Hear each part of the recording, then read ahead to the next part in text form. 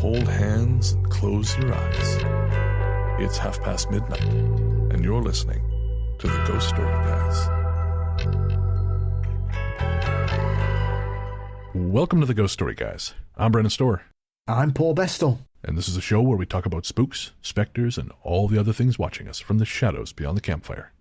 Some conversations only make sense after the sun has set, and this is most definitely one. Thanks for tuning in. This is episode number 177, and we're coming to you from that tiny mountain cabin you dream about, but can never quite reach. Paul, my friend, how are you? I'm very well. I've survived reading Rogue and having strange dreams based on the fact that it was a very scary book with murders that I wasn't expecting. I gotta say, if there's something in this world that can give you nightmares, I am genuinely afraid of it. Yes, it's two of the strangest and most gruesome killings I've ever read. Really? I've never read where a Bigfoot rips off so they bleed to death before, but there you have it. Wow. Okay, well, spoiler for Luke Phillips' Rogue. Jesus Christ. I don't know if I'm going to read it now. Oh, see. Boy. Yeah, boy is right, mystery guest. But yes, other than that, I'm just thankful I'm avoiding the rise of the animals in Canada. Yeah, things are getting rough over here. I coped with them this morning by accidentally taking my pre-workout at the same time as my microdose, and I just floated around the gym for the better part of an hour. I was a pretty terrifying figure, both I think to myself and everyone else. It can only be a matter of time before the Sasquatch rise, as well as the kangaroos and llamas. Well, I mean, speaking of dangerous Canadian animals, we do have a guest on the show. Oh, yeah. Yes. You know him as the host of Dark Poutine, Canada's #1 true crime show. I don't care if that doesn't statistically shake out. It is #1, and fuck the other guys. I'm pretty sure it's #1. If that's wrong, I don't care. And also co-host of the Supernatural Circumstances podcast. He is Mike Browne. That is me. Mike, well, it is. Welcome to the Ghost Story Guys. Thank you. Woo! I'm excited. I'm talking about kangaroos. Oh, yeah. And escaping from the Oshawa Fun Farm and then punching a cop in the face after it's been on the run for 4 days. I mean, you know. Look. Which leads me to believe that it was not having much fun in that farm. Yeah. Fun farms. Who are they really fun for? Definitely not the animals that live there. They can't be. Oh, look, it's another child come to pet me. Fantastic. I can't wait till This one's for Harambe. Boom. Oh, no. Everything did start going downhill after that, didn't it? 1,000%. That is the marker where things started to go for a dump. I mean, Jesus did say we wouldn't recognize him when he returned. Well, that's true. That's true. Oh, no. Harambe died for our sins. Perhaps. Yes, I did meet Snowflake. Who's Snowflake? See, he knows Snowflake all these weird animals that we don't know. Who's Snowflake? Snowflake was the albino gorilla that lived in Barcelona Zoo. Oh. Beautiful. And just met him, and then he passed away about a year later. It's gorgeous. Never seen a baby gorilla in a nappy before, but that's what they do in the gorilla creche at Barcelona Zoo as well, which I thought was adorable. These little cute gorillas, and they've all got nappies on, Pampers. I, for one, am glad you specified you met him at the zoo, because if you told me you just met him in the bar, I'd be like, sure, no, that's a thing that Paul could do. I once went to Bridlington and went outside for a cigarette, and somebody had a pet raccoon on a beer table eating peanuts, so anything's possible. Well, Mike is here to help us tell spooky stories, and on this episode, we are going to be telling stories from parking lots. And that is because I myself have recently been spending more time than I would like in parking lots. I've started... Paul. There's a term for that in this country. Is it peering up at windows? Is that what you're doing? I don't think that's what Paul's thinking about. Oh. Are you there on your own? Well, until they come to the public washroom, and then anyways. All right, George Michael. That's what I was going to say that. So no, I'm not doing whatever it is Paul is referring to. We'll save that. No, I'm delivering food again. I'm picking up some shifts, doing a little moonlighting, make some extra cash, and I found myself just in the parking lot of the local Ring-A-Wing the other night. Ring-A-Wing. Thinking, what? Jesus, there better be some. What's that? Ring-A-Wing. Yeah, that's a local Pick up the wing phone chain. and ring for a wing. Yeah, I get it. Don't mispronounce that, though. It's okay. No one talks to you because you're a driver. You're less than human. Right. You're a tool. You were just a conduit. Yes. More or less. Yeah, I am a funnel for chicken wings. I am a chicken wing. Oh, shoot. We've got a number of interesting stories lined up for this show. Stories that take place in parking lots, but run the range of paranormal experience, from phantom flames to doppelgangers, which are always terrifying, and all kinds of other cool stuff. So we're looking forward to getting into that. But of course, before we do, we have to thank our patrons. This one's for the patrons. Patrons, you're the blue cheese dip to our buffalo wings, which is to say that without you, this whole experience would be incomplete. And of course, we'd like to thank all our patrons, but we would especially like to thank our latest patrons. They are Brenda Joy, Julia Cat Martin, Tim L, and AC Cowart. Guys, thank you so much for your generous support of the show. We cannot tell you how much we appreciate it. Everyone who listens to Ghost Story Guys, you help make us who we are, but this show would not exist without our patrons and Apple Podcast subscribers. So thank you. If you want to join the team, head to patreon.com/ghoststoryguys or sign up to GSG Premium via Apple Podcasts. We'll wait till the end of the show to tell you about all the cool stuff you get, but we will say, patrons and Apple Podcast subscribers get an ad-free feed. Who doesn't want that? Ads suck. Again, head to patreon.com/ghoststoryguys or sign up to GSG Premium via Apple Podcasts. And if you are an Apple Podcasts subscriber, please do forward your confirmation to us. We would love to thank you here in this section. Again, that's patreon.com/ghoststoryguys or sign up to GSG Premium via Apple Podcasts. Shout out to our composer, Rainy Days for Ghosts. Rainy Days for Ghosts is a project of film journalist and musician Jerry Smith.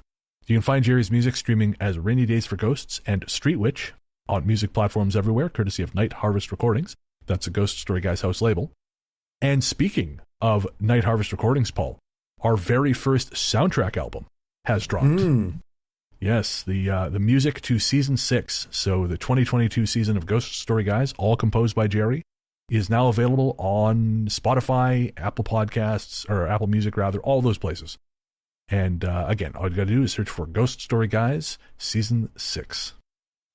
All right, we're going to take a quick break, and we'll be right back.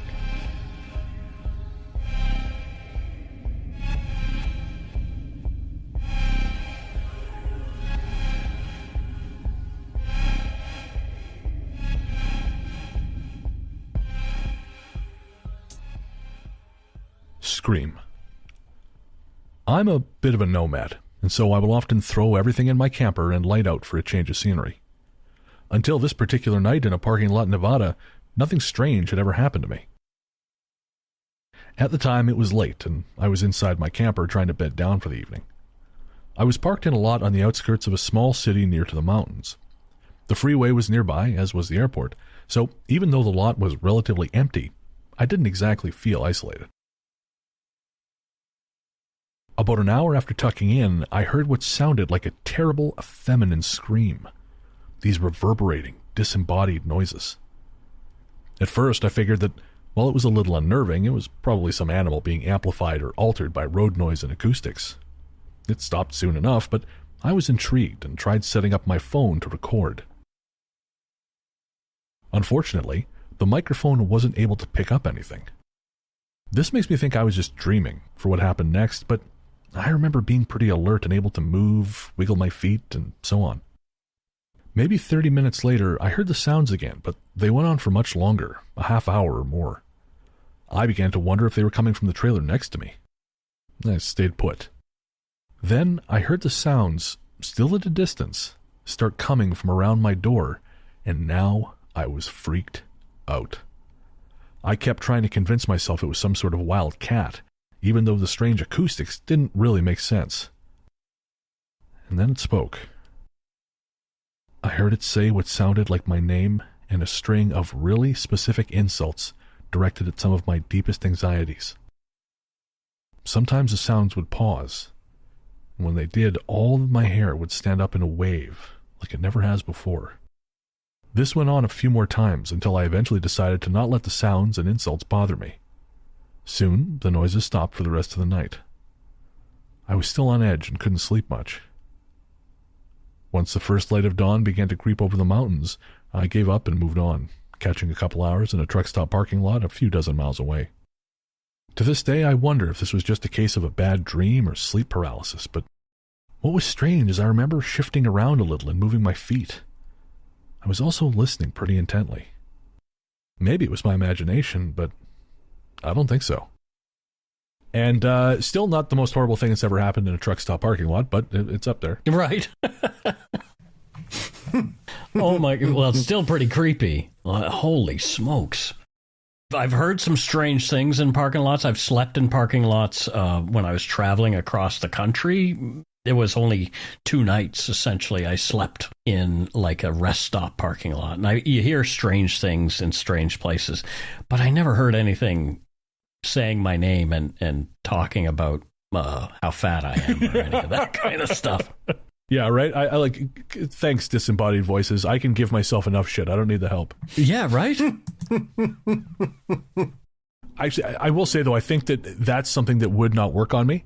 Because while I will sabotage myself from now until the end of time, other people cannot do it for me. So, like, unless it's someone I really care about, your opinion is just irrelevant to me. But, you know, if it was my voice, maybe like, man, you're not really very good at your job, are you? Oh, shit. You know, that might get inside my head. Well, that is inside my head, so. Yeah, mine too. Mine too. Yeah. Bit of imposter syndrome. But yeah, never an external voice like that. That is really scary. I kind of thought at first, I was thinking maybe like a wild animal, you know, like, because there's, what is it? Not a fox, but something like that. When it screams, it sounds like a woman screaming. Cats. Mm-hmm. Cats can do that. If you've ever been woken up by a cat at 3 a.m. in the morning, that's good. I mean, foxes screaming. We hear them round here all the time. My goodness. Maybe it's foxes I'm thinking of. They are terrifying. You can hear them for ages. So either when they're mating or when they're sort of playing, they make tons of racket. Owls do as well. Owls can screech like a banshee. I used to live next door to an oil refinery in Burnaby, British Columbia, and so at night we would hear there were coyotes that lived on the property over there, and one would start yipping, and before you knew it, there was this howling cacophony of coyotes, and you did not get any sleep once the coyotes were doing whatever they were doing. It was so eerie to hear. You never knew when it was going to happen, but it was always at an inopportune time. It's kind of crazy to think that you can have populations of animals like that in an urban place like Burnaby. Yeah. We always forget that these things are a little more, I guess, in keeping with our theme of you know, dangerous Canadian animals. Yeah, you just forget that these things can actually just be out there. You know, it's yeah, who's encroaching on whose territory, really? Yeah. You know, like I was reading that Toronto is having a real problem with raccoons. They've more or less given up. Japan is struggling with bears right now. Like, there are urban areas in Japan where bears are wandering in to different places and having bears attack human beings who confront them or surprise them or something like that. So on the Japanese news, somebody sent me an article of the Japanese news doing a how to prevent bear attacks with one of the reporters dressed as a bear with just a bear hat, like a mask on, you know, pretending to be the bear, and the other reporter showing this is what you should do kind of thing if you're ever attacked by a bear. You know, if this was an 80s movie or an 80s comedy, that guy would then be humped by a bear. Right. Actually, right. Definitely. What movie does that happen in, Paul? It was a movie you told me about. It's a gorilla. Oh, that's Trading Places. That's it. Right. Yeah. Mm-hmm. The guy gets locked in the cage with the amorous gorilla. That's the one. That's the one. It was a different time. Yeah, but they use robot wolves in Japan to well, they used to keep the wolves and the bears away from certain areas, but obviously they're not working. Right. Yeah. Maybe the bears are on to the robotics. I don't know. Or maybe they can actually smell that it's not real. There could be that. I mean, it seemed that people were more scared of them than the wildlife, because they do look like some kind of robotic hellhound. Well, I was going to say that's because animals are immune from existential dread. So, I mean, like, oh, that's just another human piece of garbage. Whereas we look at that and go, well, I'm looking forward to when the cops are using that to chase me down. Right. Perhaps they just need to start dressing as the kappa, and that should frighten the bear away. I'm missing something completely here. A kappa's like a Japanese folkloric water monster that's a bit of a trickster, but also very vicious. Oh, okay. Strangely seen as one of the main bad guys in the absolutely batshit crazy Yakuza apocalypse. Aha! I still got to watch that. That's the one where the guy has the frog mask and is fighting with a samurai sword? Yes. On his little tricycle. Okay, I've not seen the tricycle part. I've only seen the bits of the final showdown at the end. That's how he appears. He just rides in. There's like a big Yakuza vampire zombie battle, and then this man in a frog suit turns up riding a tricycle, gets off and just starts kung fuing everybody. It's 2 hours, 20 minutes of absolute madness. That sounds like my kind of film. Yeah, I've been meaning to watch this for years. Yeah. I remember I cut together the trailer for that frog movie we did for Movie Nightish. I used clips from Yakuza Apocalypse, but I never actually got around to watching the whole thing. Yes, the Ray Milland Frogs film where everything attacks them apart from frogs in the last scene. Yeah, the frogs just sort of turn up after everyone's already done the job. Yeah, that is such a bizarre movie. Like, why even call them frogs? I don't understand it. My cousin Jerry's got a whole truckload of frogs. You want to use them for something? Strangely enough, I stumbled into 10 minutes of Food of the Gods again the other day and just laughed as giant rats seem to take an incredibly long time to eat people. Well, I don't know how you keep stumbling across this film. This is not how television works in North America. We have episodes of Gilmore Girls, and I think maybe they keep showing like Ice Pirates, and that's it. Cellar Dwellers on again tomorrow. I've never seen that film for 30 years, and now it'll be twice in 3 months. Magnificent son of a bitch. You brought up Ice Pirates, and I met Robert Urich when I used to do security at a high-end hotel here in Vancouver. I met all kinds of people, but Robert Urich was a guest before he passed away. But he was telling me that he was off to Italy after filming the movie that he was doing to take a cooking course from some famous chef. I can't remember the guy's name. But that was one of his hobbies. I used to just chat all these guys up just for fun. Like Christopher Walken came out one time. He was going to go for a run.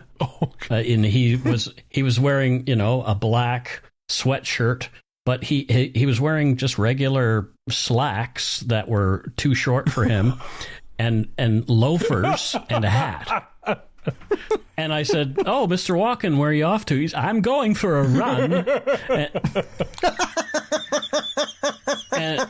And I said, "Well, what's with the hat?" "It's a disguise." No notes. Yep. Leave. Dravo Park sits along the Great Miami River and is one of many parks my town has to offer. It used to be my favourite place because we could walk our dog Charlie there, and since it was a city park, we could also use the boat ramps. I say could, because after what happened, I'll never go back there. My partner Billy and I were taking Charlie for a walk in the baseball field. He was a rescue, and we were reintroducing him to new situations, people, smells, and so on. We walked the entire tree line down to the water and then back to my car the same way. Now, whenever I get out of my car, I always attach my keys to my belt, because otherwise I have a bad habit of just setting things down. Well, guess what? We get back to the car, and there are no keys on my belt. It was starting to get dark, so Billy quickly walked the tree line 3 full times, and while he was doing that, I sat on the ground with Charlie, right in front of my car. Billy couldn't find the keys, and I was starting to make plans for a pickup when he walked to the driver's side door, opened it, and let Charlie in. I stood up to see what the hell was going on, just in time to see Billy put the car key out of the door lock. Just the car key. Charlie began to growl and bark. As for Billy, he looked baffled and I was equally confused. Where the hell had the rest of the keys gone? Just then, I felt as if someone had walked up right behind me and I heard a voice whisper in my ear. It said one word. Leave. I looked behind me, and even though I knew no one would be there, and of course there wasn't, we left immediately. I mean, that seems like the way to go. Leaving? Yeah. Yep. I feel no compelling reason to stick around. Go. Again, Go now. I have another security story to tell you regarding this particular story. I worked at Vancouver Hospital as a security guard, and I was being trained there. And the nurses' residence was this 11-story abandoned building, other than a few offices on the main floor. It was an abandoned building that essentially stood on the campus for years and years. While I was being trained, the security supervisor told me that when he entered this one particular room one evening, he opened the door and he felt something blow into his ear, as though, there was someone standing on his shoulder and just blew into his ear. And he turned and there's nothing there. But he said, so ever since then, whenever the route is up for grabs, he always assigns it to someone else and never to himself, because he was just terrified to go in there alone. So he was essentially telling me, Mike, this is your route now. And and I had some interesting experiences on various floors of that particular place. Like, for example, one night I go up to the library in the very top floor and all these dusty old books, no one ever used it, and turned the lights on, looked around the place, and on the way out, you always turn the lights off and lock the door. That's the chain of events that always happens. So the second time I'm through the route, as the elevator doors open to the top floor, the lights are on in the library. Oh, no. I'm the only one on the entire campus with the keys to get into that particular library, so how on earth are the lights on? So I have to go into this library all by my lonesome, my little shaky little self, and walk through this library looking to see if anybody is in there. It was so terrifying. Hello, hello. Oh, man. So, yeah, the nurses' res had notorious haunted things around it. And it wasn't anybody saying leave, but it was, people said they felt things in there, like always somebody beside them or behind them. Interesting. I mean, do you know much about the history of the building in terms of like any? I mean, we don't like to connect death to these things because it doesn't necessarily there's not necessarily a one-to-one correlation. But I'm kind of curious to know if there is any like intense history there. No, it was just a residence for nurses who were attending the nursing school at Vancouver Hospital, because it's a teaching school. So, okay. Or it used to be. I think now UBC is the teaching school here on this coast, but I'm not entirely sure. I don't know, so don't quote me on that. But the nurses' res was just no longer used, and perhaps there were some horrible things that happened there that nobody really ever talked about. Interesting, man. So how long were you working security? I did it for 2 years. I did all kinds of different places. Riverview was part of what I had to see, and the old Woodlands campus, where it was also an institution for psychiatric patients at one time, and was also the institution at which Acid Al did all his Hollywood sanitarium LSD experiments on people like Cary Grant and things like that. So I'm not familiar with this at all. There's an episode of Dark Poutine on it. I'm plugging my show. But yeah, if you listen to my Acid Al episode, it's one of my very early episodes. I might be redoing it, but it's a pretty fascinating story that essentially people who were suffering from addiction, especially alcoholism, were sent to this place called Hollywood Sanitarium. And they were treated with LSD to help them to overcome their addictions. So there's some very, very strange coinkydinks around that particular building and those buildings. Interesting. Wasn't there someone in Montreal doing acid experimentation as well? I did an episode on that as well. Yeah. And there's also the Saskatchewan prairies also had some involvement in that. And these also have tangentially and directly involvement in MK Ultra. So it's really, really fascinating that MK Ultra experiments were essentially done on Canadian soil. I think that's how I read about it, because I read there was a book called The Devil's Chessboard about the life of Alan Dulles. Mm-hmm. And I seem to recall them talking about MK Ultra in regard to Montreal, because I think I was living in Montreal at the time, so it was kind of a trip to hear that this had gone on, a few blocks away from my apartment. Yeah, it's really fascinating. There's a lot of crazy connections to MK Ultra in Canada and that kind of thing. So I'm kind of curious, where do you guys stand on this? Because obviously MK Ultra was a real thing, but now the degree to which it was a real thing, there seems to be some manner of debate. Because some people, obviously we know what we know. Some people think there was much more and the records were destroyed. Some people think there was even more than that. Where do you guys stand on that? What do you think? Because I know a little bit, but I don't know what you guys know. I mean, we know what we've been told, right? Like, it's that whole idea that, we're never told the entire truth. But I don't want to fall down that conspiracy rabbit hole and think, oh, no, we're still being fed something and, lied to. And I mean, we are. If you watch the news or ever watch an ad, you're being lied to every time you watch those things or listen to that. But I don't know. I really don't know, like, how involved they were. Look at Errol Morris's miniseries on Netflix, Wormwood. Oh, yeah. It was a real look at that, and you're not really sure, did the man who was involved in those experiments, did he die by suicide, or was he flung from the window? Was he defenestrated by some dark people in bad hats from that era? Yeah, was that Frank Olson? I believe so. Yes. Yeah.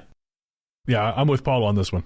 Yeah, he was murdered. Yeah, I believe so as well. I don't think, even if he did the deed himself, it was a matter of convincing him that was probably the best chain of events to follow. Yes. I mean, obviously the fact that he suffered severe head trauma that wasn't connected to the fall, I think, suggests that. And also the other person that was in the room woke up to find him missing and didn't hear him leap out of it. I mean, because he allegedly leapt through the full window, didn't he? And that didn't wake you up? Yeah. Yeah, I've had some deep sleeps in my time, but that's pushing it. Yes. Yeah. So, as with anything, I think, as Mike says there, you've got to be careful, and especially as with anything, you only have to compare it to some of the myths built up about the Philadelphia experiment, that you'll always get a lot of people who come forward saying, oh yes, I was part of this program and we were searching for aliens on Mars, or we were looking for Brezhnev's hideout in Russia and such like. And a lot of these people that come forward don't really seem to know any more than what's easily sourceable. But as with anything, the American government has a very interesting history in regards to certain things that it will tantalise the public with by going, well, yeah, actually we did do that. Yeah. I know we said we didn't for decades, but we did. And by doing that, they just hope people stop asking questions. So I think they've admitted they did it, but I still don't think we know the full picture of exactly how much work went into it, because they clearly spent a lot of money on it. Because redacted and redacted did redacted with redacted. Yeah. Precisely. I think that's, as you're saying, that's kind of the danger, right? Because conspiracies happen all the time. But I think it's hard not to let ourselves slide into that, well, if X is true, then Y and Z must also be true.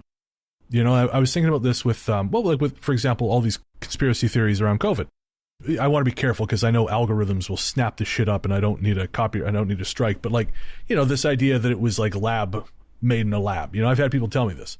And I know there was some investigation done to determine if that was the case. But the thing is, even if it was the result of experimentation with whatever, okay, then what? But to so many people, that means X, Y, and Z. If X is true, then Y and Z have to also be true. And then it gets into all this crazy shit. And there were conspiracies around this stuff, right? There was government mismanagement. There was all kinds of people who tried to kind of hush up how bad it was so they could keep the wheels of commerce going. But because one thing is true does not mean that this was an Illuminati plot to reduce the population. But it's so hard. And you kind of end up in that situation where you're sort of agreeing with people you really don't like, Right. And then you have the Flu Trucks clan on the other side who, are just essentially it didn't happen at all, and we didn't need to shut down. Yeah. So yeah, it's fascinating. Yeah, it's really hard because you have to say, like, well, this one thing might be true. These other things are not. We're at such an all or nothing point in the world, or at least in North America. There's no room for nuance anymore. Like, we don't want to sort of go down that road a little too far right now. We were joking about my own personal heritage before we came on, and it's a scary time for people like myself who you don't want to give an opinion on anything right now because, like, am I going to fall on the wrong side of history because I've been uneducated about something? Oh, yeah. I mean, the entire situation, well, anything currently happening in the world, we try and stay out of on the show just because we're not equipped. Killing innocent people is bad. That's where I stand. But as for the nuance of that situation, that is beyond the scope of this show and this podcaster, if I'm honest. Thank goodness. Thank goodness. Me too. Definitely. But how about Christopher Walken in jogging pants? Oh, he was such a nice man, though. He was really, really nice. Yeah. I also met Henry Winkler. Oh, cool. At that particular place, and his first words to me were began with an F and ended with a K, and okay, it was essentially he couldn't figure out how the maglock worked with the card. And so I had to go and help him in, and he just looked at me, and that was the first word he ever said to me. And it was like, well, I guess he's actually not really the Fonz in real life, because that wouldn't have been a problem for the Fonz. Hey. Yeah, exactly. He would have just bonked it, and it would have opened for him. I bet if you had said anything about the Fonz to him in that moment, he would have jumped inside you and blown you from the inside out like Shang Tsung. Just exploded you. Just ripped your heart out like Mola Ram. I did not, and he gave me a tip later on, so for helping him up to his That tip room. was for not bringing up the goddamn Fonz. That's what that was for. Well, I bought the Artist's Way with the tip that Henry Winkler gave me, so the book The Artist's Way, which I've never finished. But The Flame.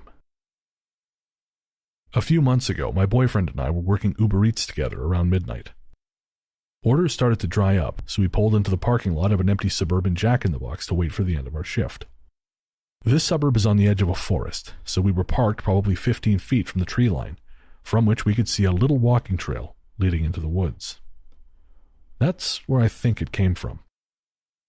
We both saw a huge, flickering flame, probably 3 feet tall, only a few inches wide, like a tall, giant candle flame, floating directly in front to some of the trees. It was just about 3 feet over the dirt from where the parking lot ends and the trail begins. It was clearly a flame, flickering and burning, but it did not look like anything in particular was on fire. It was just floating in front of some trees. It disappeared really quickly, probably 30 seconds after it first appeared. We were spooked for a few minutes until I worked up the courage to walk over to where the flame had been. I could see pretty clearly, as the trees were sparse up until maybe 30 feet into the woods. There was no one there, no ash, nothing that had been on fire. Absolutely nothing. Stepping away from the story for a sec, we were talking in the break about Whitley Strieber and communion. And I was saying that I think that what Whitley is describing sounds to me like consciousness experiences, which is to say, this idea that certain abduction experiences are in fact happening to you on a psychic level. They're not necessarily your body being taken. If anything, I think it is sort of your etheric body, your spirit body being taken. And as I mentioned, I've talked about this a million times on the show before, but in the book Psychic Self-Defense by Dion Fortune, she talks about how your etheric body can go places while you yourself remain stationary while you're sleeping, right? Mm-hmm. And she claims that wounds inflicted on that body will then be evident on the physical form. And you actually found that really upsetting, Mike. Yeah. I felt a little bit of panic in my chest when we were talking about that, and it brought up some things that I haven't really thought about much for a long time. When I was a kid, I used to, as I was falling asleep, I used to feel these sort of like electrical shocks throughout my entire body, but they would be sort of centered in my head somewhere. and it would be just like, it felt like like a buzzing or a really sharp electrical shock. It wasn't entirely unpleasant, but it was unexpected whenever it happened. And it was usually just as I was at that place right before I drifted into sleep. But I could feel essentially that if I wasn't careful, I would leave and go somewhere, if that makes any sense. Oh, fascinating. Yeah, so I've studied a little bit of like Robert Monroe's experiences with astral travel and things like that, and have recently been doing some experiments personally with lucid dreaming. So, and I have been successful on at least 2 occasions and had some really, really fascinating things. But that whole idea that we can be psychically injured and have that manifest on our body somewhere, it resonates with me in a big way, and I'm not entirely sure why. I've got some strange anxiety that I'm not entirely sure what it's about or what it's connected to. I'm a little terrified to go have a look because I've been reading like John E. Mack's book, Abduction, and things like that.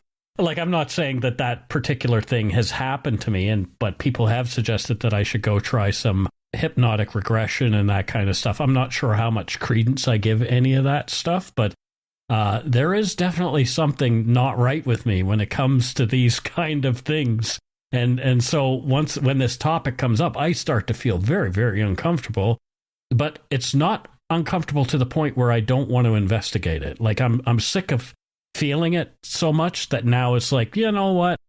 I felt I've avoided this enough for one lifetime. Maybe it's time for me to really dive in and figure out what it is that's going on. What am I so afraid of? I know I grew up fearing death, so... I mean, sometimes I think it takes identifying that fear and like the origin of it to be able to dispel it. Because I had this thing when I was younger. If I heard metal crashing sound, I would start to panic that it was the end of the world, which sounds nuts.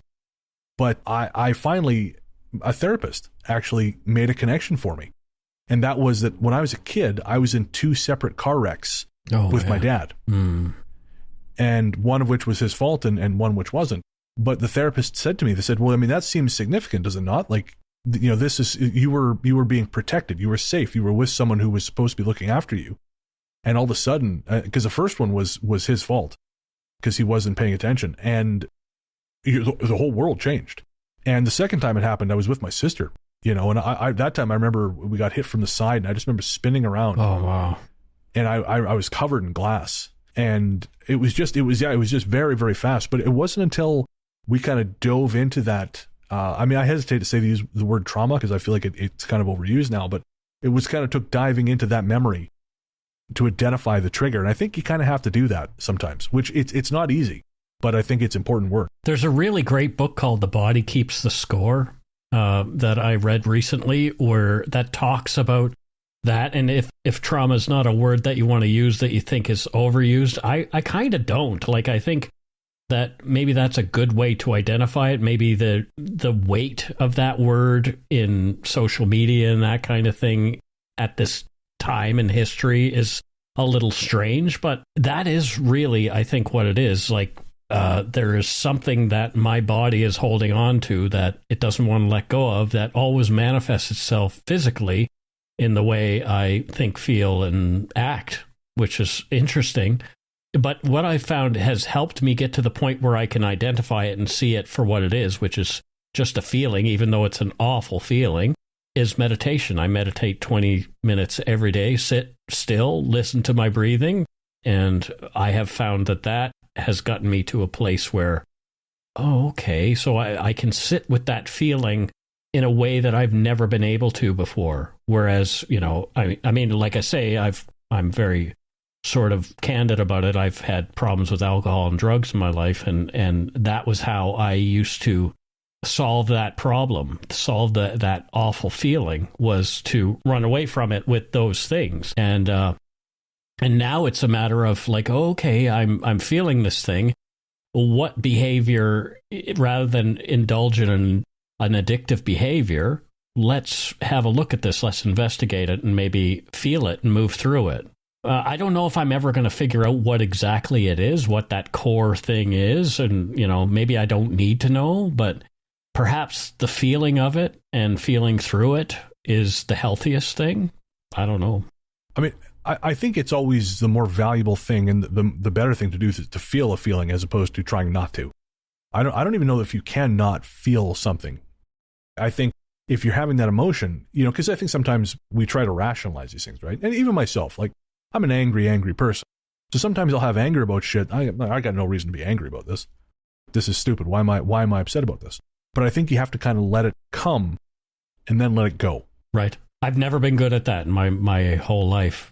Feelings are not something that I enjoyed at all as a kid. So when I found, booze at 14, I was just like, oh, finally, I have a solution to this thing called life, But I had to give it up when I was 23 because my solution had essentially boomeranged on me and was killing me. So, I was jaundiced, and I should have been doing anatomy presentations at university because I knew exactly where my liver was because it was sticking out and it hurt.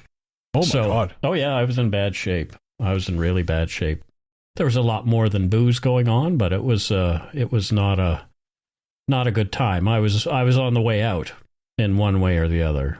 So yeah, I gave it up when I was 23, and here I am 31 years later and still trying to recover.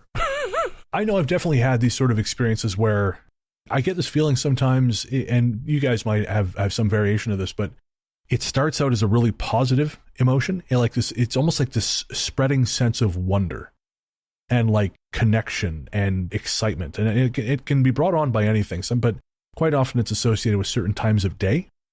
So I remember one time I was at a friend's house, and I think she was living in Coquitlam at the time, and the sun was setting and it was just perfect. It was just, I don't know, there's something about the moment. I just felt like connected to everything. What I found is that feeling can sometimes slide into really black depression. And it's interesting. It's like being on a glass tabletop, and the tabletop is shifting. And so what I would do when that would happen, and I distinctly remember I left her house and I caught the train back to town, and I went and got drunk because that seemed to kind of even it out. It's kind of interesting how we resort to those things, right? We sort of like, well, this won't fix it. This won't help explain why I have this feeling. All I know is I will stop feeling it. Right. Right. We've talked about, Brennan, you and I have talked about it a bit. I've been dealing with depression as a thing for my entire life, essentially, as long as I can remember. And sometimes I just go into a deep, dark hole and people think, oh, Mike doesn't like me or something because he's not responding. But it's not. It's not any of that. Like, it's just like I am incapable of coming out of my cave at that particular time. Just, I don't know if it's indulgent or whatever, but it is not a fun place to be. It just, you can't see a way out when you're there. I was hospitalized for it when I was 20. I've been in one of those places where the door handles are on the other side of the door. So, and if I want to go out for a cigarette, I had to have two nurses with me, kind of thing. Like, I can't even go outside on my own, but yeah, it was not a fun time. I know a bit of darkness, and I think that's why I'm so fascinated by all the dark things that I'm into. It's because I've been down those paths psychically, I want to kind of understand them and show people that, yeah, just because you've been there doesn't mean that you have to live there, and it doesn't have to destroy you, because it hasn't destroyed me like it has some of my friends. I have a lot of friends who have died from this stuff, so. Yeah, well, you're in good company, Mike. Welcome aboard. Yeah, there you go. We're all a bit cuckoo bird. We're all a bit cuckoo bird. But I think that, people who listen to shows like this show and your other shows and my show, we all have a little bit of that inside us. I think that's why we're all so comfortable together. I think if you really look at the people who you kind of are comfortable with, I think you find those kinds of threads, right? Even if you're not necessarily aware of it, like, oh, maybe we don't like the same things, but there's something that just kind of brings us together. And maybe because I'm kind of neurospicy, I notice this shit, but I'm always fascinated by people who are trying to like really reach outside their sort of, not friend group, but like their comfort zone, I guess. They're like, whatever you want to call it. They want to, say, for example, guys who want to get to know X girl. And like, there's absolutely nothing that connects you to this person. There's no, like you guys have nothing in common. There's like, to me, I don't, maybe this is just a depression, but like I have this very well curated sense of who I should be speaking to and who I shouldn't. Mm. Like I might look across the room at someone and be like, oh, that person looks like an interesting person. Like I somehow I know that I don't have anything to say to them or they to me. Well, I mean, I thought I was quite good at that myself, but I got taken in by somebody. Brennan, we've talked about this before as well, but I thought somebody else was safe and they weren't. So, well, I guess safe. I don't mean safe necessarily, but there is some kind of connection there. Because even with the people you and I've spoken about, there was a connection. Mm-hmm. Oh, definitely. It was just a bad connection. Right. It connected to the darker parts of myself. Like it was like the places that needed healing. Still, that person connected to in a way that essentially used them against me. Yeah. Yeah, and often you don't realize what's going on until it's too late. Right. Yeah, or you're so far down the road with them where, everything is so intertwined. And yes, I've had that happen numerous times in my life. And just these past few years, I feel like I'm exorcising that demon in a way like I never have before. And it's not like those other people have a lot less to play, a lot less of a part to play in it than I actually play. It's all about me and my reactions. It has nothing to do with them. They're going to do their thing no matter who they're with. It has nothing to do with them. It is up to me to figure out, okay, what is it in me that was attracting that particular kind of person? And I think I've done a lot of counseling and those kind of things and a little bit of healing around that. And funnily enough, some of those kinds of people have just fallen away in my life. They're not there anymore. I don't know why. I don't have a relationship with that person anymore, but I just don't. Yeah, it's fascinating. Oh, yeah. Well, funny enough, I was editing an episode of Host Adventures, which is one of the patron shows I do, where I kind of talk about my life. And I had this moment where I was saying, I don't know if I should cut this or not, because it's a little too real. But, I said that I don't have a lot of friends anymore. And that's partially, well, I think largely because I kind of stepped back and realized my worth as a person. I thought, and this is really just something that's happened in the last couple of years, but I was like, no, you know what? I don't need this kind of bullshit in my life. I don't need, like, friends support each other. That's what they do, right? But it occurred to me that I was spending time with people who wanted to be miserable. And what they wanted out of me was to validate that misery and be miserable with them. Right. Yes. Yes. I'm done with that. Like, I'm 54 years old now. If I've got 25 years left, it's probably going to be a good time, but yeah. I want to make sure I make the best of that time that I have left, I definitely have spent enough time on the other side of the tracks, commiserating. And I really don't want to anymore. Like, I've got this great life now that has blown me away. Like, what? I've said it a billion times. Like, how did I get here? How did I get to the point where I can do what you guys, what we're doing right here?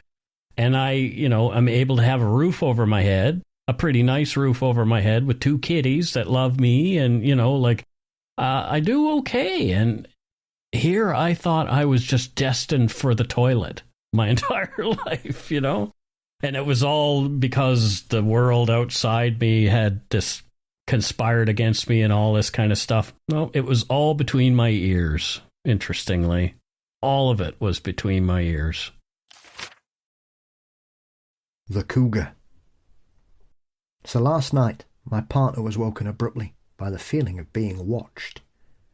During a later discussion, he told me that it was around 5 a.m. when he'd woken up and felt drawn to go look out of our office window, which is a room over from our bedroom. For context, We live in a 2-bedroom apartment which is on the ground level.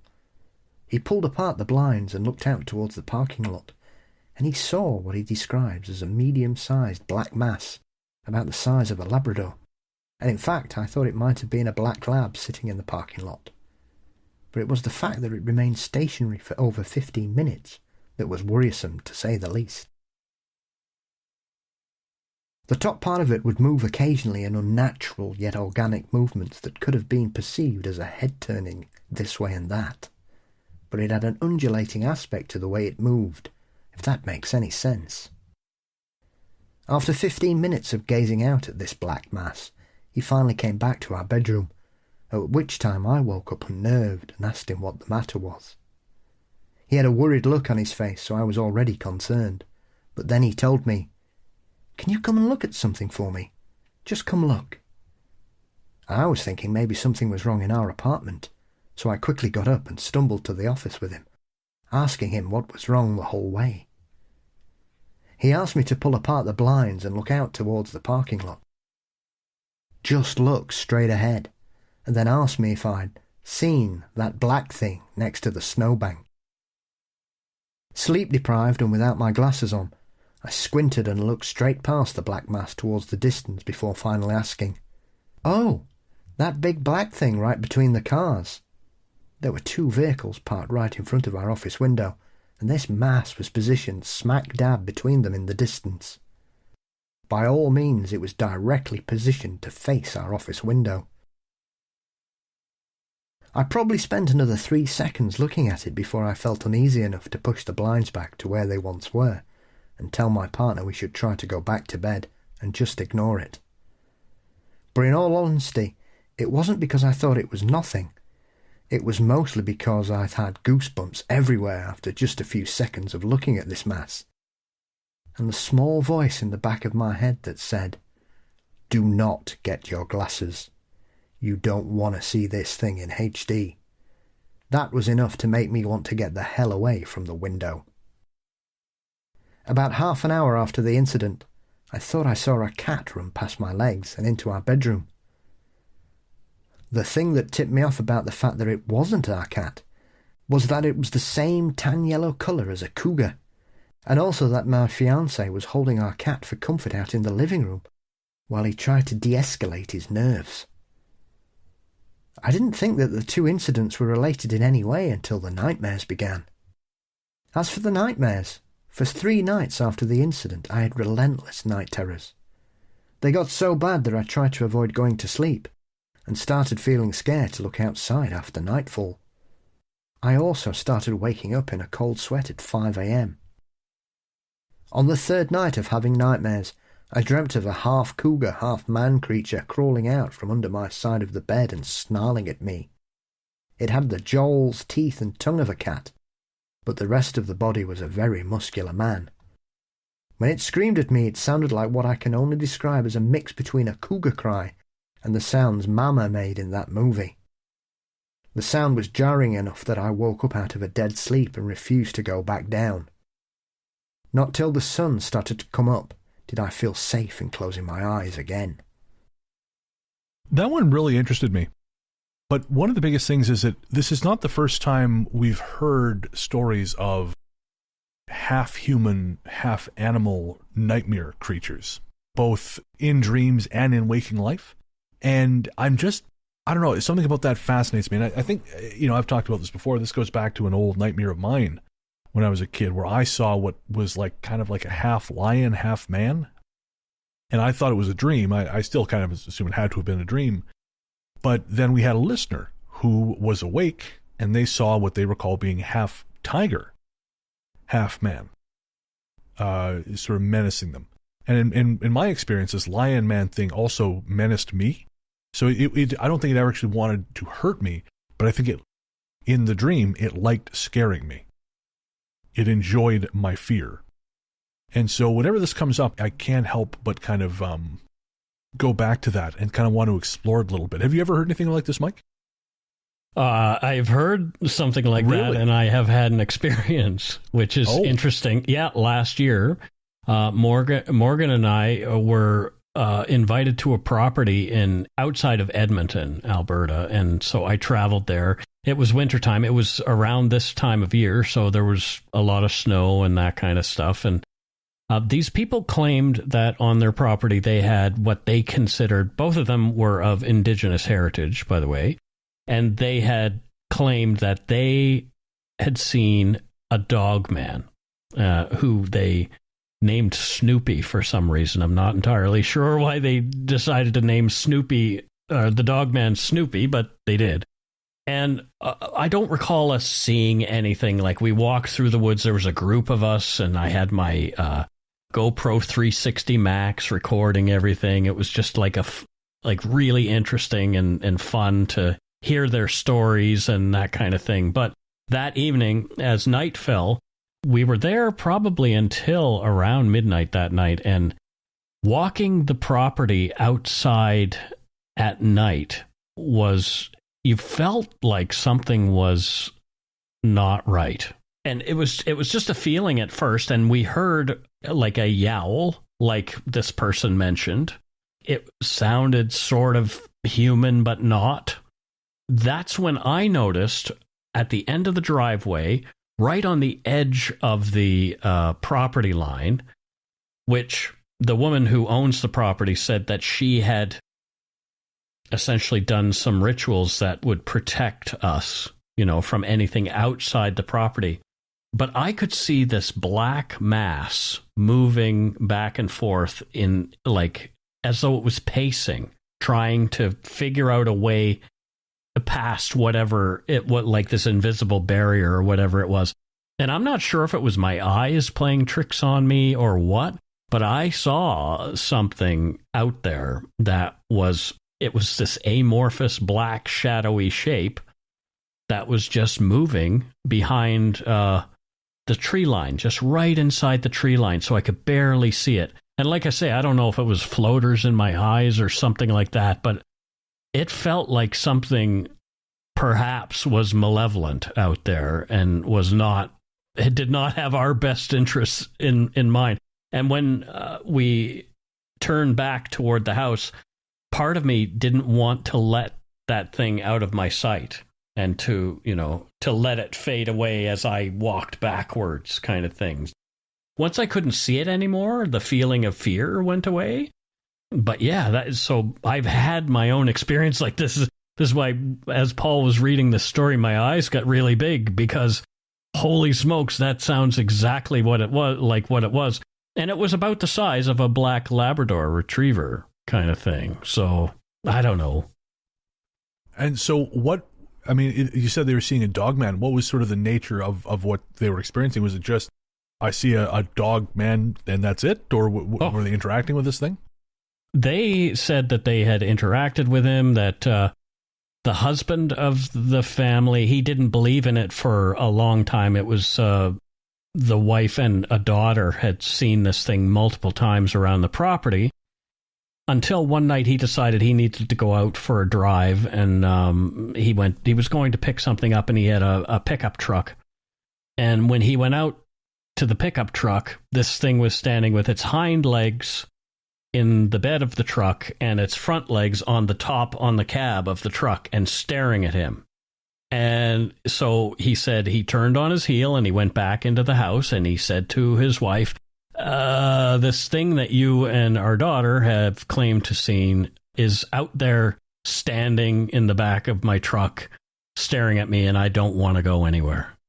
So that is how they saw this thing. And Morgan also told me about other visits that she had to that particular place where they saw eyes in the darkness where there shouldn't have been any eyes. So I don't know. It's one of those things. Like, are people seeing what they really think that they're seeing, or are we concocting an experience in our own pumpkins? Is this something that I wanted to see? Maybe something out on that property line? Did I create something in my mind, some psychic thing in my mind that I saw something that wasn't really there? So, I don't know. I don't know if what I saw was real. All I know is what I thought I saw with my eyes, and I didn't put any particular shape to it because I didn't know what I was looking at. So, yeah, that it goes back to the last conversation that we had about, Whitley Strieber and is this a psychic thing? That's what I lean toward. I lean toward it's something that is in me, that creates this event that I see in particular. Interesting. Did you have any kind of lingering after effects? Did you have dreams or anything like that? Nope, zero things. Just this memory, and Morgan and I talked about it. She said she saw the same thing. So that's interesting as well. I wasn't the only one that evening to see it. We all talked about it. So I was the first one to bring it up. So I don't know if people were just humoring me or, what was going on. But I said, I see something out there, and explained what it is and where it was. And other people said that they saw the same thing. So take that for what you will. I don't know whether or not someone was pulling my leg or anything like that. But I mean, it seems a very involved prank to get someone to hop on an hour and a half long flight. Right. Exactly. To have them go and see something. And the indigenous population have enough trouble with people thinking they're full of nonsense without performing for visitors, Mike. So I'm interested that it seemed to be sort of hanging around where the ritual had been carried, as though it was barred from either manifesting fully or entering. Well, that's what this woman said. She said, yeah, don't worry, it can't get to us. Like, it can't hurt us because of, the protection that she fancies herself a bit of a shaman. I don't know, whether that's a fact or whatever, but that's what she said. So there is a First Nations ritual in regards to that kind of situation. So it's not the first time I've heard of someone being able to create that kind of barrier around a property that needs to be protected from that particular type of entity as well. Yeah, I've dove into the Wendigo and things like that as well. That's a whole fascinating thing. But the Dogman seems to be making a bit of a splash in paranormal lore ever since Skinwalker Ranch, I guess. And whether or not that's actually a real thing is another whole ball of wax. But I see Brendan rolling his eyes. Mr. Skeptic over here. Well, it's happening over here as well. A friend of mine, as I mentioned earlier, Paul Sinclair, has recently released his documentary Wolflands, which is basically about lots of people in East Yorkshire who are having encounters with some kind of bipedal wolf creature, which we know can't possibly be because it's not in the fossil record, and we haven't had wild wolves in the United Kingdom for 350, 400 years. The biggest natural predator, allegedly, officially, that's supposed to exist here is the badger. Regardless of what we think about the alien big cat phenomenon, that, once again, people are seeing that. Some of the reports and the witnesses he's spoken to in that have had very disturbing and compelling encounters with things that shouldn't exist. So what's going on? Why are these people seeing it? And they say it looks like a dogman, not a werewolf. And I don't know, it's just, why is this going on? But then when you look at the story, and we're talking about half man, half cat-like creatures, then obviously that refers back to the Eastern European traditions of werecats, who are sort of the overlooked member of the were family. But then you have that in Africa. They have stories of were hyenas in certain countries in Africa. And sort of, obviously you even have to look at ancient Egypt, and you've got Anubis.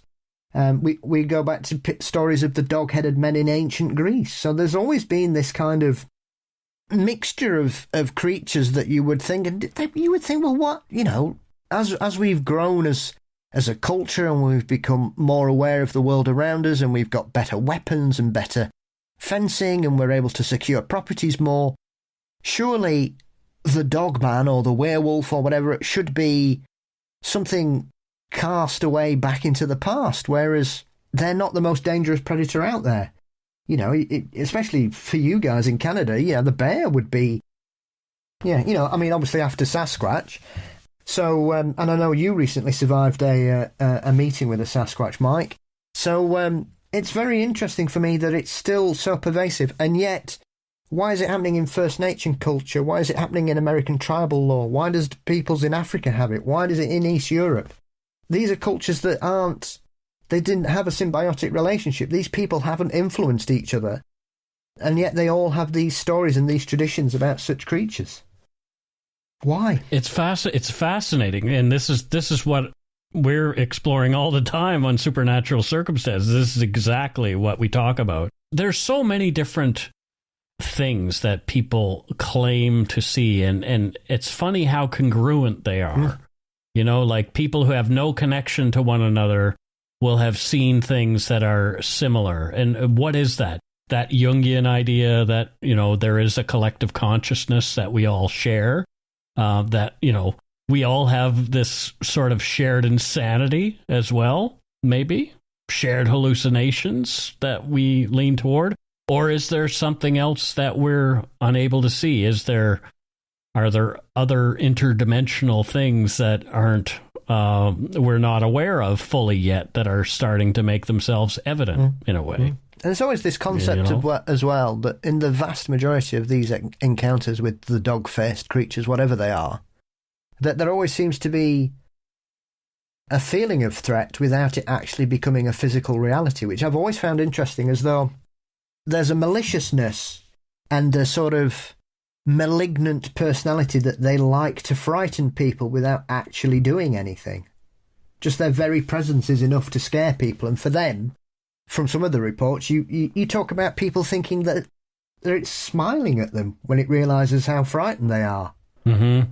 So it sounds like some of the bad people I know. I was just thinking that. But then again, we've also got the whole worldwide phenomenon of shucks, which are very different creatures, but people describe these as large dogs. They don't describe them as large wolves. The black shuck, yeah. But, I mean, I was never aware that there's a whole range of sightings in North America of shucks, which are very different to wolves or werewolves or coyotes or dogmen or whatever. I mean, Kevin Lee Nelson's done a lot of work, as I'm sure Morgan's aware, Mike. And obviously he's currently finalising his book on such things, because there's a lot of truckers that have a real belief and a folklore and a history of sightings of these malicious black dogs all over, and are often seen as a portent of bad luck or an accident awaiting. And I wasn't aware that there was any tradition of that kind of thing in North America. Yeah, I wrote about a black shuck in my book, my upcoming book. Which is interesting that you would bring that up. In Caledonian Mills, Nova Scotia, part of what is considered to be a poltergeist event, a fire spook is what she ended up being called, but there was evidence of a black shuck or events that involved this black dog showing up in the home during weird events and, you know, walking through the kitchen and leaving through the open front door, and no one knew whose dog this was, kind of thing. Where did this thing come from? But strange and dark events followed. The old lady of the house died the next day after this black shuck made itself known. That's very similar. There was a case here in the UK in the northeast of England, in a little town called Hexham, where a pair of heads were discovered by a couple of schoolboys mucking about in a garden. People began to say, they're some kind of ancient Celtic symbol. Nobody could really get down to it. Somebody claimed that he'd made it, and it's one of those rare examples where somebody comes up with a rational explanation and they say, okay, then do it. And they were crap. So they knew it wasn't him. He just wanted to interject himself into this story. But one of the strange aspects of all that was that the heads were given to an expert in Celtic symbolism and statues. And while she had the heads in her house, both her and her daughter had an encounter with a werewolf-like creature on their landing. Wow. And then the day after, she took the heads back and said, I don't want those in my house anymore. Yeah, you can keep those heads. I don't need them. Yeah. And, so there's still a mystery. Nobody knows what they are. They know that I think they're made out of concrete, but they just appeared, and nobody really knows why, and it's all a bit strange. It's very strange. There's lots of other things. I think the next-door neighbours to one of the lads who had them they started having poltergeist activities in their house, and people kept seeing the shadow of a large dog-like creature inside. But they described it more as a werewolf. That reminds me of a little bit of a story. I think this is something I told in the show a long time ago, but I used to know a woman, very level-headed gal, she was a very successful businesswoman. Sometimes she would have strange things happen, and on this one occasion, she had taken her kids out to this place. I think it's called Whiff and Spit. It's, I know. Oh, dear. It's, Hey, I'm not saying anything with the names of some of the places we've got in Yorkshire, like Shatton, Right. and Benniston. Yeah, exactly. In a country that has cockfosters, you got no room to talk. But, anyways, yeah, it's like Whiff and Spit is the name of this place, and it's an island off, not even an island, it's just a tiny little piece of land off of Souk, BC. But I think there used to be a brickworks there at one point, and she found, when she was there with the kids, she found an old brick, and she brought it home with her. No. But she brought this brick home, and her son started seeing this shadow creature walking around the bedroom, and it really started freaking him out. And the kid is sensitive anyways. Like, this has come up before in the conversations she and I used to have. She would tell me about this. Yep. But yeah, it persisted until she removed I had the brick up on the mantle in the living room, and this persisted until she took the brick out and left it outside. So, the moral of the story is, don't take shit home with you, you'll find. Near miss. Okay, so this is a story my stepmom has told me about the experience she had with my dad, who has since passed, God rest his soul. She has no idea how to explain anything that happened, but our family likes to theorize. The two of them were out celebrating my stepmom's birthday. My dad, being a loving husband, had gotten her tickets to a concert she really wanted to see.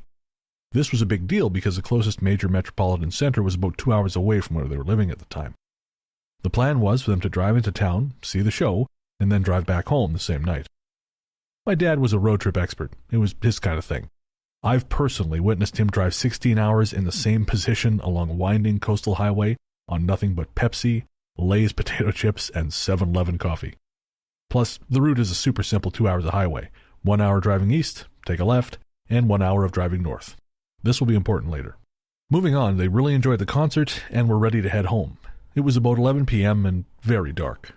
They were on the highway for about 15 minutes and were just barely making out of the metro area when they got pulled over. My dad, who liked to pride himself on his ability to talk his way out of a ticket but was really just a kiss-ass, slowed down, pulled off the highway and into a parking lot. He then asked my stepmom to hand him his information from the glove box. He was watching her fumble with the glove box, neither of them paying attention outside of the car, and when they both looked up, they realized there were now dozens of police cars in the parking lot with all their lights and sirens on. The sheriff's office, state patrol, local patrol cars from all different agencies across the whole metro area. They were terrified, because being from a small town, they had never seen so many police before, let alone pulling them over. In the middle of their panic, as my stepmom puts it, quote, almost as soon as they showed up, they all just vanished. And then we were the only ones in the middle of the parking lot. Both of them were freaked out, but there's more.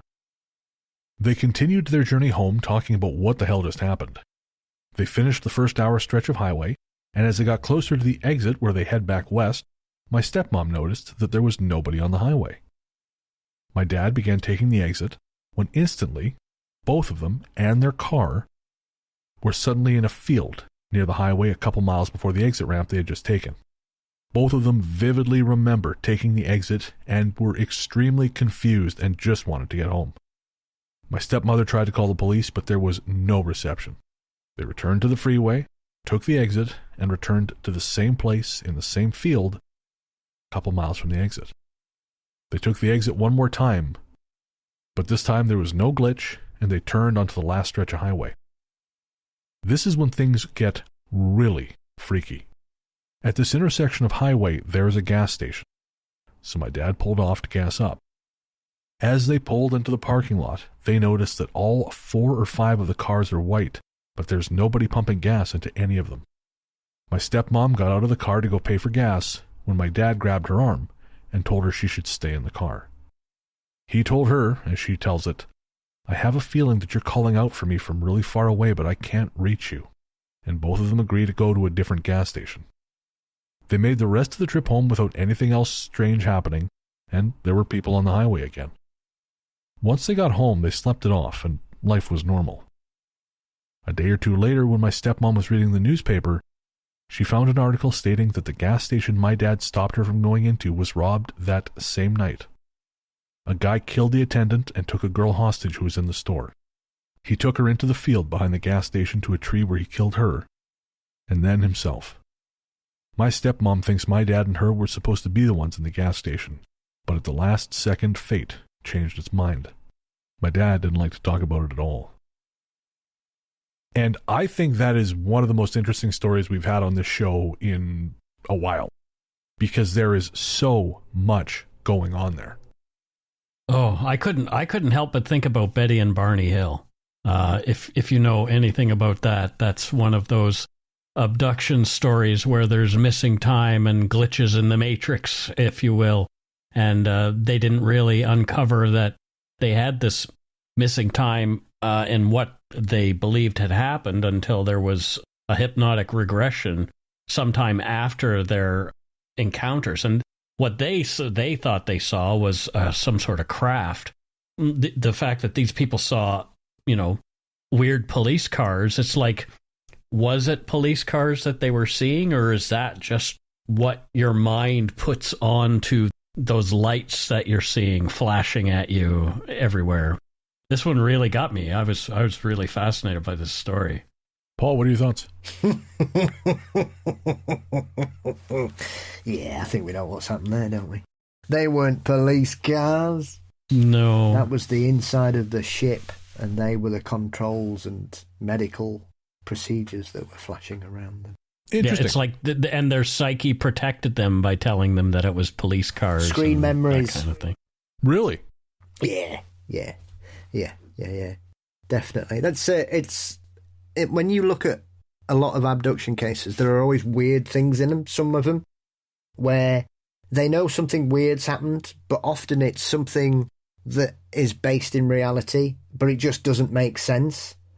I mean, there's some crazy stories. I'm trying to think who they were. There's a brilliant story about a couple who were truckers, and they were driving from Montana to somewhere, and they ended up running into a 7-Eleven or a diner, absolutely frantic that they were being harassed by these tiny aliens who had chased them for miles and were firing like screws at them, and they went absolutely like crazy, were frantic trying to call for help in this diner. And there's so many stories like that of just really weird things, or when people come back things aren't quite right, like Tom Reed, who is the Hillsborough abduction that's on the Netflix. When they came round and the wrong people were in the front seat, his mum and his grandmother had switched places, and the person who was in the driver's side couldn't actually drive the car. Or when you come round and your clothes are on back to front, or some people have even returned home with somebody else's clothes on, and they're like, hang on, what's going on here? But that's got all the hallmarks of missing time and being taken and dropped off in the wrong place. Yeah, Bud Hopkins wrote a great book called Missing Time. Yep. He's also the author of Intruders, but yes. But yeah, that's a fantastic book. If you ever get the chance to check that out, it is really worth a read. Yeah, I was listening to one of Bud's interviews with Art Bell from '97 the other day, actually, and they were talking about that. They were also talking about the infamous Brooklyn Bridge abduction case. I'm not familiar with that one. This is the one where a woman... It's one of the first... well, I'm not sure if it's the first. It's certainly one of the few abduction cases that was witnessed by other people, because it ended up being that two people got in touch with Bud Hopkins to tell him at first that they were police officers, and they'd seen this woman and 3 grey aliens float out of a window above the Brooklyn Bridge and enter a craft. Oh, yeah. And then it ended up that actually they weren't policemen. They were extremely secretive special agents of some description who were in a car with a very notable politician on the world stage who had also witnessed it. And he later claimed dear. to have had his own abduction experience and said to Hopkins, if you ever tell anybody about it, I'll deny I've ever spoken to you. Wow. I feel like he mentions that in Intruders. I think so. Yeah. Yeah, I think so. It just didn't sound familiar to me at first, but... So how do you, in terms of this story, Paul, how do you think the relocation part, so for example, they're in a field, so they try to leave the field, but then they're back in the field. How do you think that ties into the abduction theory? Because, well, firstly, why are they in a field? You would remember driving into a field. I don't care, unless you're both absolutely intoxicated, perhaps to the point that you wouldn't be able to drive anyway. How can both of you not realise you're in the middle of a field? You know, shared hallucinations, whilst often put forward as explanations, have no basis in scientific reality. Nobody's ever been able to prove it. They just say, oh, well, perhaps they've all seen the same thing. Well, on what level? Even people who take hallucinogenic drugs do not have the same experience. Very true. They see very different things. Some people see completely different things. Some people may see things that are slightly similar. But even things down to like the colours and the shapes and the shadows are very different to each individual, even if they're in the same room together. So when you've got people who are quite clearly saying, well, I remember to this point, and then we're in a field, well, how did they get from there to there? I mean, there are some times where people will say, oh, well, especially some of the drives people do in North America where, for us, we're like, what? You drove for 6 hours? We'd be in the sea here. And I've driven across the country. I know exactly what you're talking about. And people just seem to go, and then they realise that they've been driving for an hour and they've no idea how they got there. That's very different to two people coming round in a field going, hang on, why are we here? And then going, hang on, why are we here? So it's almost as if what happened was they realised that they dropped them somewhere, went back, put them back, and then thought, oh, no, we're messing about too much now. Let's just leave them to it. It reminds me a little bit of the story from the Haunting of the High Strangeness in Chicago episode.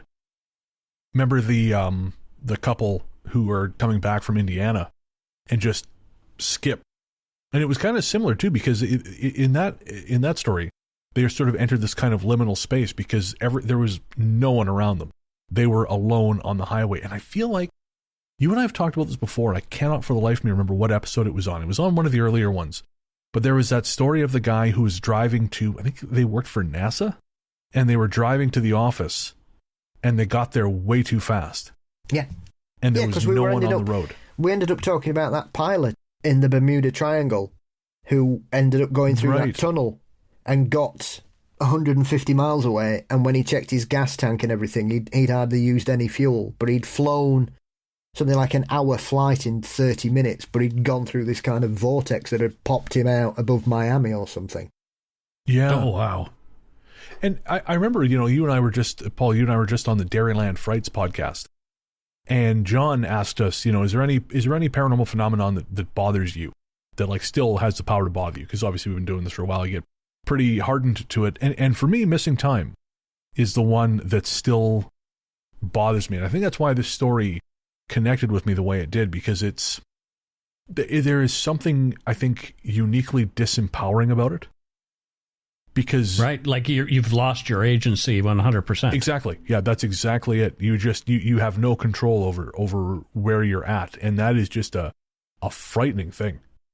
I think especially as well when it's coupled with that kind of moving forward with your life, and then for whatever reason you start to have flashbacks or memories or whatever, and you begin to think, hang on, what I thought happened didn't happen the way I've always thought it did. Things start to leak from wherever they've been locked away in the subconscious, and they start to come forwards for whatever reason. Maybe there's certain limits on them, or certain other aspects of life can unlock things unwittingly for people. Or, like, as we were discussing earlier on, and we were talking about specific subjects, and Mike started feeling really anxious.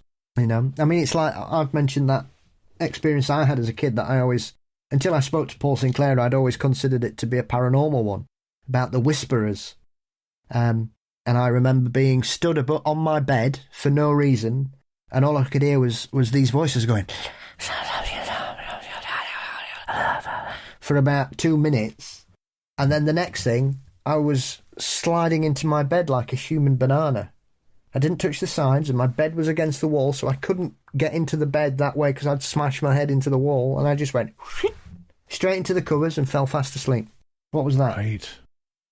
Yeah. That's like 40 years ago, and I still remember it. And it was in the house we'd moved out of, so it wasn't even connected to the haunted house I grew up in. It was the new house. Was this the... It's like my Spider-Man eyes story that I told you, Brennan. Yeah.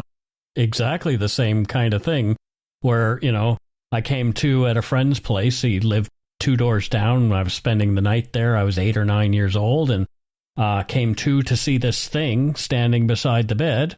Like, I was laying on my side, and right beside me was this thing with this strange shaped head with eyes that I thought at the time looked like Spider-Man. So I always thought in my brain I had seen Spider-Man, and it didn't freak me out. It didn't freak me out at all. Like, I felt comfortable with Spider-Man there because I guess I trusted Spider-Man. But later on, you know, I'm talking to Morgan and other people on Supernatural Circumstances, and I start to have like this panic, like exactly that kind of thing. Yeah, like Braxy, the Flatwoods Monster, which is it's so crazy. Like, what did I see? Was I asleep and seeing something in my dream? Was I sort of in like a weird fugue state? Did I have a lucid dream when I was a kid?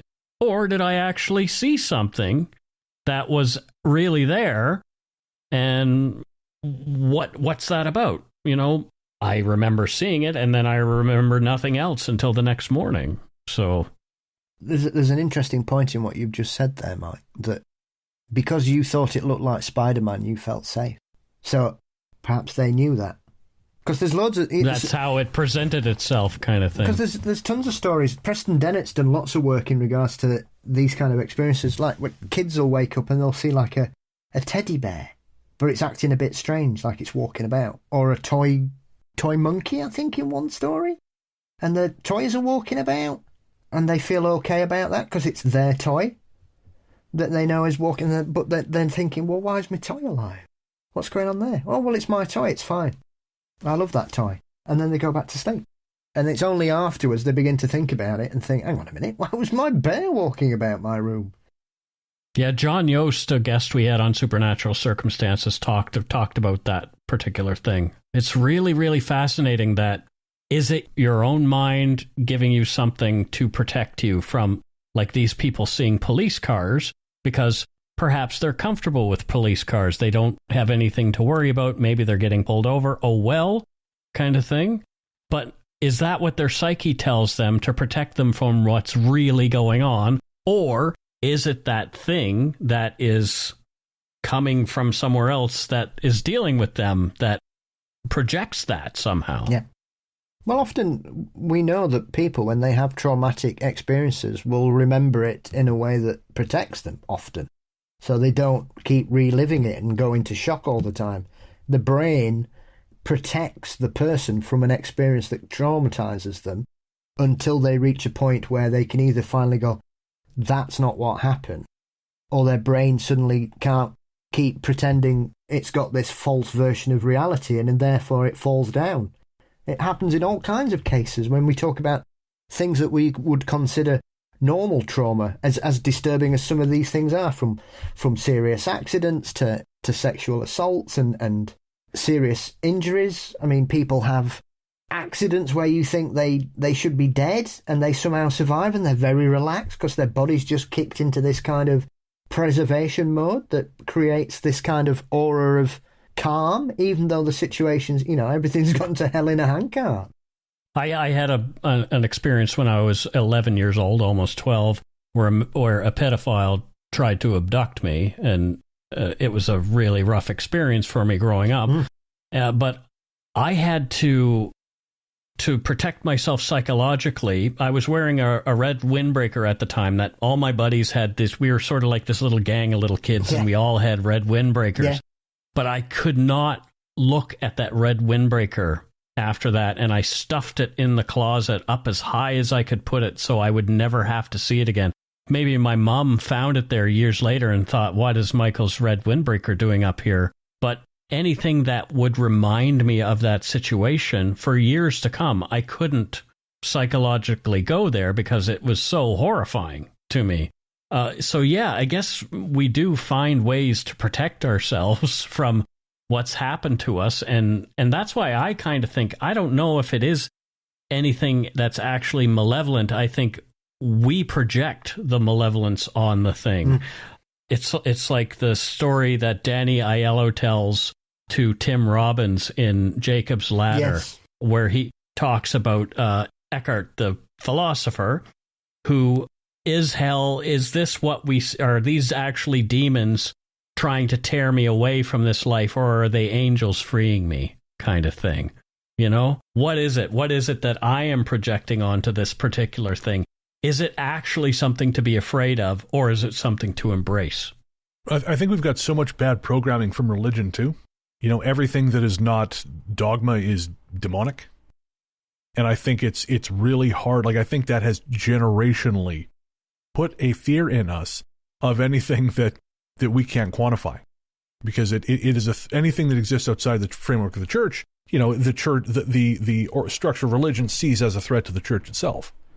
But it works on the other side. When people talk about specific paranormal events, people will try and reevaluate or change a paranormal encounter of any description to fit into what they believe it to be. It's all about their worldview, the Broadhaven School. I've seen people recently trying to say that wasn't aliens and UFOs that these kids saw, even though every single one of them does. It was the Fae, because that's what they believe it is. And the witnesses are wrong, they're right. But which I think is, it's as bad as a skeptic saying that they're all delusional. It's two sides of the same coin. You're just coming from with different belief systems that are unshakable. And the key part of all this is the witness's experience. You don't value it. You don't care. You're basically saying to them, they couldn't understand what was happening to them. I can. I know more than they do, even though you weren't there. Yeah, and that's why I think all kinds of dogma are dangerous. You know, dogmatic thinking generally, you can't have an arrived position. You have to constantly be examining new information. And I know that's hard because, you know, we like to set ourselves up, especially I feel like there's a little bit in this field where people like to be seen as experts. You know, a lot of us never got not being invited to prom. So, you know, we didn't have probs when I was a kid, so it wasn't there you go. Yeah. You avoided it. Thank God. We just had school discos instead. That sounds way better. No thanks. Depended how much you drank at 15, I suppose. Exactly. Fair. I still would have stayed at home and watched Delta Force 3 with my friends the way I did at prom, but that's again another sad conversation entirely. Oh dear. Yes. But anyways, point being, I think people like to set themselves up as experts. They like to have their pet theories, and they like to sort of position themselves as authorities. And I really find, like, there's been shows I've picked up and I've listened to for a while, and I thought, you're trying to position yourself as some kind of, like, psychic guru, and I can't with that shit. That's one of the things I appreciate about Supernatural Circumstances, is you guys, you approach the topic with an open mind and try to examine what is going on there. And I just really enjoyed that about the show. Yeah, neither of us are gurus or experts on anything. But yes, I appreciate that. Thank you. We are no gurus. I think anybody that gets to a point in the Fortean world where they don't think they need to learn anything else, you might as well just give up on them. You've got to keep learning. If you stop, nobody knows everything, and nobody knows. No, you can't take that person seriously. Surely you can know a lot about things. If they know something for a fact, that's kind of like, oh, I guess the conversation's over because you know that for a fact. You know, there's these people. There's no more critical thinking happening like here. All these people who think Bigfoot's really big and friendly, whereas I'm moving towards the head pulling off cannibal theory. Personally. Well, if we learned anything from Rogue, that's not all he's pulling off. Not enough. Yikes. All right, well, that is going to do it for our episode of Things to Do in Parking Lots When You're Dead. Mike, thanks for hanging out with us, man. This has been a blast. There's so much stuff. The patrons are going to get, I think, almost an hour of bonus conversation out of this. Oh, wow. And trauma. Yeah. Trauma. Hour of additional trauma. Yeah. So, thanks for being here, man. This has been so much fun. I was looking forward to it all week. Like, once we talked about it, just like, I was so excited for Thursday. I'm just rubbing my little mitties together, excited to have conversations with both of you guys, because you've both been so kind to Morgan and I, and to Dark Poutine, and I love what you both do, so keep doing it, please. Thanks, man.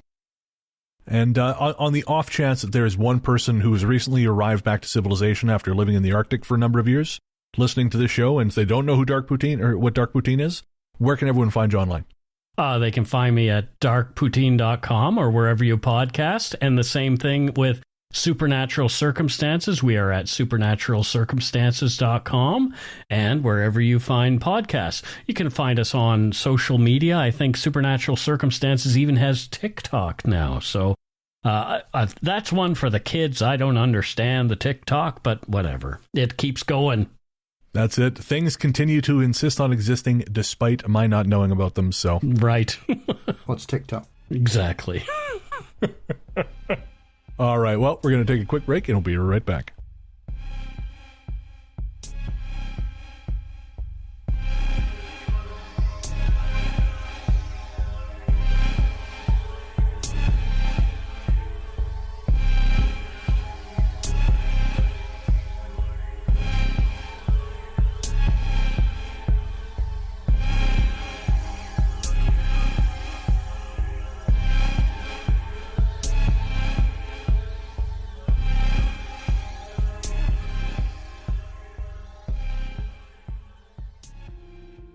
Hey there, listeners. Before you reach for that skip 15 seconds ahead button, I promise you this isn't an ad. We wanted to take a minute to talk to you about mental health. On this show, I've always tried to be as honest and open as possible about my struggles with depression and anxiety, because even though we've come a long way towards acknowledging the very real damage these things can do, there is still way too much lingering stigma about reaching out for help. And when you start to feel like there's no help, it's easy to start feeling like there's no hope. But Paul has joined me today to remind you there is always hope and there's always help. We're not going to try and talk you out of self-harming right now, because we know that's not how it works. Instead, what we wanted to do was tell you something now and hope that should things get bad, you'll remember it and make a phone call or send a text message before you make any permanent decisions. As someone who knows all too well just how important mental health can be, it's never too late to reach out. In Canada, the number to call is 133-456-4566. In the USA, the new number to call is 988. That's 988. In the UK, the number to call is 116123, or text SHOUT, that's SHOUT, to 85258. In Australia, the number to call is 131114. However bad shit seems, it will pass. And no matter what your brain might be telling you at any given moment, and believe me when I say I know this intimately, there are people who love you, and people who care deeply about how you treat yourself. Should a time come when you find yourself despairing, please know that we've both been where you are, and there is a way back to the world. Take care. Welcome back. Thanks again to Mike Browne for hanging out with us.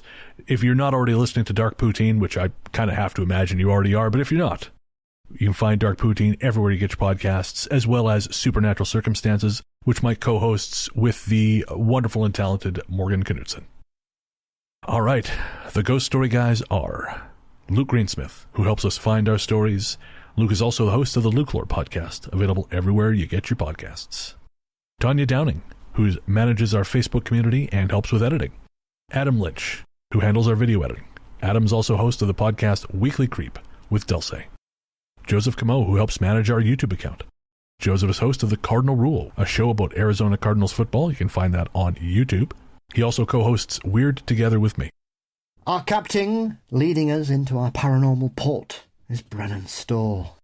And of course, my co-host is the one, the only, the inimitable Paul Bestel himself, the paranormal Johnny Carson, host of Mysteries and Monsters. Paul, what's coming up on M&M?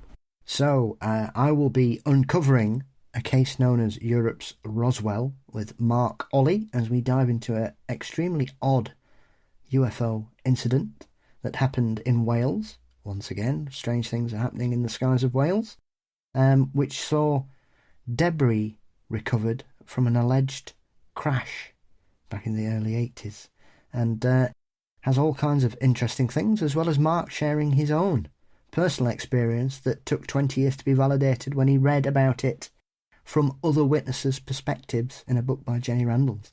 So we dive into that. Oh, wow. And then Tobias Wayland from the Single Fortune Society will be joining me to discuss some of the weird and wonderful traditions and weird ghostly things that go on in this season of Christmas cheer on the following week. Fantastic. And where can everyone find you online? You can find me online as Paul Bestall on Instagram, and also Mysteries and Monsters across all social media platforms and good podcast aggregators. All right. I am Largely the Truth on Instagram, Threads, Blue Sky, and Letterboxd. You can also find my other show, Weird Together, which is a sociological look at independent horror films, co-hosted again with Dr. Joseph Camo, everywhere you get your podcasts. And you can find Paul and I on both the Dairyland Frights podcast and the TV Trivia podcast, both of which are out now. You'll find links to those at ghoststoryguys.com. Both are really great conversations. One, of course, John with Dairyland Frights, we get into the classic BBC production Ghost Watch. And TV Trivia is me and Paul answering trivia about Ghostbusters. And that is a hoot. We love recording with Brian Sheehan, of course, host of TV Trivia podcast. And we always have a great time with Brian. We're really looking forward to next year already. He's going to have us back on. So, again, that's me and Paul on the TV Trivia podcast and Dairyland Frights, both of which you will find linked at ghoststoryguys.com. As we said at the top of the show, this show exists thanks to the kindness of our Apple Podcast subscribers and our patrons. And if you'd like to join their ranks, head to patreon.com/ghoststoryguys. That's patreon.com/ghoststoryguys, or sign up to GSG Premium via Apple Podcasts. That gets you not only ad-free early release, that gets you bonus shows like Host Adventures and Me and Paul, which is a monthly live stream where Paul and I kind of shoot the breeze with our patrons. And you also get access to our bonus conversations, which you get from every major episode. I'm a little behind on one of them, but generally those are anywhere from 30 to 60 minutes of me and Paul, and usually our guest, if we have a guest, talking about spooky stuff, movies, whatever's going on with our lives. It's a ton of fun. It's always a great time. And again, that's exclusive to patrons and Apple Podcast subscribers. And of course, if you're a patron at the $20 level and above, well, my friend, that makes you part of a very elite club. That makes you part of a little something that we like to call Ghost Force. That's right. Patrons at the $20 level and above get thanked here every second episode because you're part of Ghost Force. And in Ghost Force, we ride or we die, and then we come back again. Because we're ghosts. That's... Yeah, Paul gets it. That's Paul being very tired. It's quite late there. We talked with Mike for a really long time. This time around, the members of Ghost Force are... Aetham Saragon, Big Titty Kitty, Branweiser Pink Tutu, Carrie Lambertus, Cheesy Thoughts, Cheryl Baker, Crazy Mom, CT, Anthony Mishad, Generic Bob, Hannah Brown, Hannah Siemens, Hilary Desasua, Jade Moores, Jason R. Slaughter, Slaughter, Jennifer Mullen, Jennifer Shacko, Jessica R. Linder, Joseph Como, Caitlin Park, Malevolent Clamato, Mara Noriega, Mark Sandler, Merlin Hansen, Michael Canny, Peter Guns 08.5, Rockin' Ronnie Shenanigans, Samantha Ellis, Shannon Steyer, Trent Cannon. You are the few. You are the spooky. You are Ghost Force.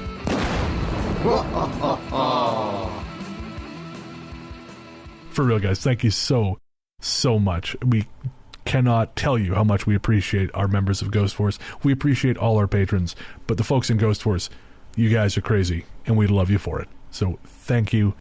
And if you'd like to have your name read out in that segment every second episode, sign up for Ghost Force at patreon.com/ghoststoryguys. Do you have any other guest spots coming up? Yes, I am on the most recent episode of Jim Harold's Campfire, amongst many luminaries that have preceded me, and honoured and delighted to have been invited by Jim to share a spooky experience in my current property. Very, very cool. You'll find that linked at ghoststoryguys.com. Every time one of us does a guest spot somewhere, you will find it linked there. If you want to pick up some Ghost Story Guys merch, head to our website at ghoststoryguys.com. You'll find t-shirts, stickers, all kinds of cool stuff, including my new favorite design, the inimitable Paul Bestel mug, which is a wonder, and I need one, and I don't know why I don't have one yet. Perfect to terrify the children at Christmas with. That's it. There is no nobler cause. Again, that's at ghoststoryguys.com. Shout out to our composer, Rainy Days for Ghosts. Rainy Days for Ghosts is a project of film journalist and musician Jerry Smith. You can find more from Jerry at rainydaysforghosts.bandcamp.com or by searching for Rainy Days for Ghosts everywhere you stream your music. Our theme song, Radio, Into the Darkness We Go, is composed and performed by Peter Kursov of Pizzanta Music. Find more from him by searching for Pizzanta Music wherever you get your tunes. That is streaming courtesy of Night Harvest Recordings, the Ghost Story Guys house label. And I guess that's going to do it. Well, we'll be back next week, but until then... Into the darkness we go.